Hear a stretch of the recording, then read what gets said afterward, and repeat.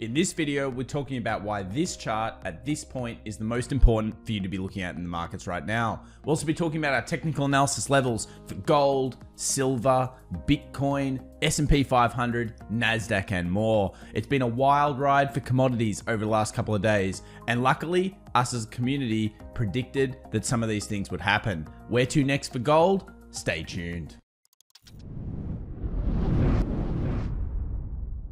All right, guys, well, as we like to do on this channel, let's take a quick look around the markets to see what was happening over the last 24 hours. And I think it instantly becomes clear that it was a mixed bag. Check out this. We had Disney down, you had Google up, but you had Microsoft down. Some tech was up, some tech was down. Really, all that was clear was that energy was popular through the sessions. When we go and take a look at the actual indices, you'll see it here. IWM eked out a slight positive gain. Everything else was down. Nasdaq came strong near the end of the day after having a lackluster session throughout the morning. When we take a look at the sectors, you'll notice, of course, energy out in the lead, followed by materials, and then the rest kind of in the bunch of a pack across the board. Energy still just getting ready for another breakout. We'll talk about oil in a few moments, and it's just getting started. It could be for another large move here on the oil stocks. Remember, they've been lacking and also behind the rest of the market. Beats rate for Q1 now sitting at 78%, much worse than it was. 557 beats with misses 432. We've been following this on the channel, but I think it means less now that we've seen some of the biggest companies come out with their earnings so far. Dollar index yesterday, we've trapped this thing pretty well. We've got our support down here at this 90 level flat. If it closes below here, we know where it goes next, 88.9. If this happens, of course, big pressure going to be put on things like silver and gold towards the bullish side. Could also help crypto as well at the same time. And 98.5 remains our resistance side. If you got dollar index bullish past this point, it would quickly reprice up to here. And at the same time, you would see pressure being put on the markets, I would think. So unless dollar index holds here, it could be that the stock markets are about to move positive again, and we'll talk about that very, very soon. Gold, look at the breakout, guys. Amazing stuff.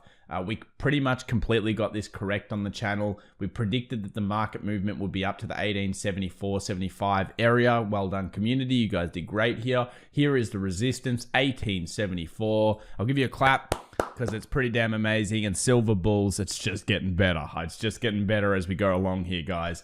Resistance, resistance, tap for the first time. A lot of day traders would have been here. And look at the quick reprice here. Look how fast this reprice happened. It didn't take long. We had an 8 hour, an 8 hour, an 8 hour, an 8 hour, and it was all over. And in fact, it mostly happened through the Monday session. Phenomenal stuff. Gold bulls in control. Resistance met. Possibly now we see a little bit of sideways action. I mean, if it keeps going, that's even better because, of course, 1900 and the next zones come up. But at this stage, I would think usually there's some resistance around this area. Where's our eventual goal on gold? 1960, guys. This is the eventual goal. You know that this resistance has been peaky. And at the same time, when we look at silver, which we'll do right now, you'll see how they kind of line up together.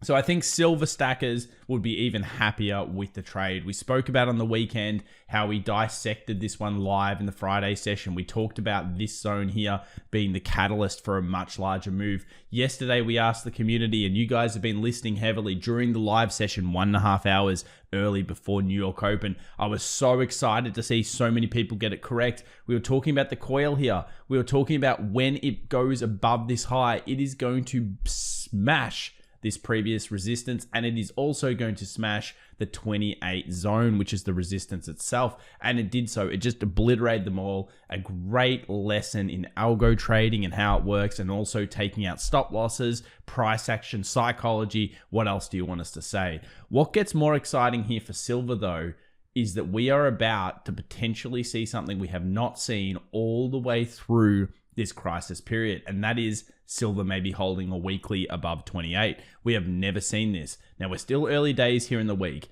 but we know that silver likes to reprice up to 30. We also know that if silver can break through this zone of 30, it could go ballistic. It's only done so twice in the history of silver. Once back in the 75s during that amazing squeeze event with, of course, mass manipulation going on. We all know how that ended. And then, of course, back in 2011. And you know the thing about this 2010-11 thing? It happened out of course, a crisis or crash. What's happening right now? Massive demand. Even the big shorts that are put on here, and that some people are calling it the silver squeeze here, guys. So the squeeze is coming through. Well, the thing about this is it's being held by banks. Of course, we know the silver squeeze. We know this is probably one of the most shorted things on the planet, and it's really starting to heat up. So if it gets through 30, will it go ballistic back to its previous points? Check out this. Oh, wow. Look how crazy it went in that massive, massive, massive super boom. But of course, then it had the blow off, and it did everything that you expect out of a super boom, which is a monstrous move well away from the moving average, blown off by smashing itself like 20-30% in a few days, coming back up, trying to retest, and then of course failing, and it's all over. Be careful, silver bulls. At some point, when we get these kind of hyper moves, you will see hyper busts, and you don't really want to be holding it through that time, because as many long-term silver holders would know, you can get stuck in this metal for a very, very long time. Speaking of other things, not metals, but of course, Bitcoin. Much discussion about Bitcoin recently. Of course, Elon Musk has spurred this. I'm almost sick of the conversation right now because of the amount of discussion I had with people over the weekend. But look, Bitcoin is here to stay for now. During this cycle, I cannot see it going away. And remember, if Bitcoin fails, the rest of the coin market will decline. This is the gold standard within cryptocurrency. So we've just seen a little closure above here. Now, is that on a significant enough time frame? Let's take a look at the 8-hour time frame. Guys, what have we got here? Let's just get rid of that line. Long leg doji. What does a long leg doji signify? Indecision in the market. What does a closure above long leg doji signify? Decision made. You guys know what happens next. Then we start to put pressure on the 46.4. Then once we get through that, we start to put pressure on the 51.3. And of course, after that point, we could be moving back up heavily here for Bitcoin. I would love to see a closure above this 45,000. That would be a psychological break. It would also mean that we've made a decision and we're ready to go bullish on a significant time frame such as the 8-hour. We'll be watching this one throughout the session, and we'll of course be watching it during our live stream tonight. Let's move over to US oil. US oil putting the gears on the 66.50 zone. This is an incredibly important area. I'll show you on the daily so that you can see how important it is. No daily closures ever above 66.50 for a very, very long time. Now we scroll back in time. Why have we got 75 on here? Because I think this is one of the final moves for oil. And guys, in the comments down below, what are we looking for if oil gets up here? What is our kind of teller that maybe the oil cycle is over? I think if you look at ZOM, it's going to price up very well with ZOM's key support resistance area above. That is ExxonMobil for anyone that doesn't know. And at the same time, 75. Wow. This zone is huge resistance. I expect $100 price predictions to come out of the media at this point and us to need to disappear. Remember, black gold's great, but black gold's time is also dwindling. It's like coal. It's slow. It has its kind of big jumps and downs across the board, but realistically, nothing too good. Over the long term, it's going to slowly degrade. You may disagree with me, but that's my opinion on it. I think it's going to slowly degrade over the next coming decades in terms of price, etc., etc.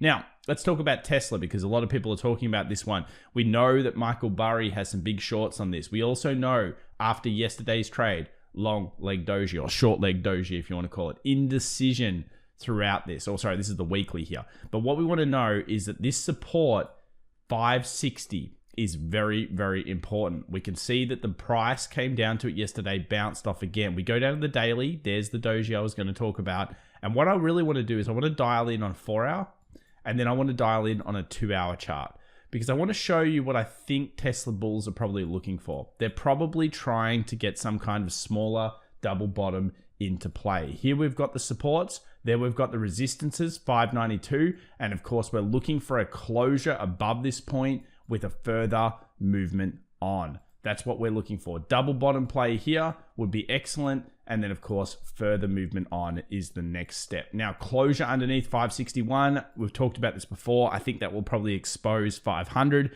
if not 450 on Tesla. And you can see the 450 support right through the price action down here. That's really where we're looking. Let's now make a move over to AMC. A lot of discussion going on here. I saw aftermarket was up heavily. Let's see if it can get above there. 14.30. This $14 price tag is very, very tough for it. Of course, if it closes above here, it could send some serious movement back up to the $18, $19, maybe even $20 range. And that's the thing. I mean, most people are going every $2 increments, so 16, 18, 20. I think it's looking all right here right now. Of course, it's a gambling kind of stock, but the squeeze is going on in silver and the squeeze is going on in AMC as of the time of this recording. Even GME's come back 180 at the time of this recording. Let's move over to the markets. US 100 sold off a little bit yesterday. 13,400 remains the key point. Support, resistance, closure above will be very, very significant. And once we get that, then we know the bulls are back in control of this market. Correction is over, at least from what we're looking at. Some people will be looking at this and saying, oh, on the smaller time frames, inverse head and shoulders. It just points time and time again to why this is such an important zone. We'll be continuing to watch this. We didn't get direction yesterday because it fully recouped back up. But if we get closure below 13.2, that's going to signal further selling, I think all the way to 13,000, if not 12.7. And then after that, of course, closure above 13.4, that's going to signal some serious bullish momentum. If we go over to the QQQ, you can see the exact same levels here. It's all about this 326 kind of zone. We get a closure above that, same thing.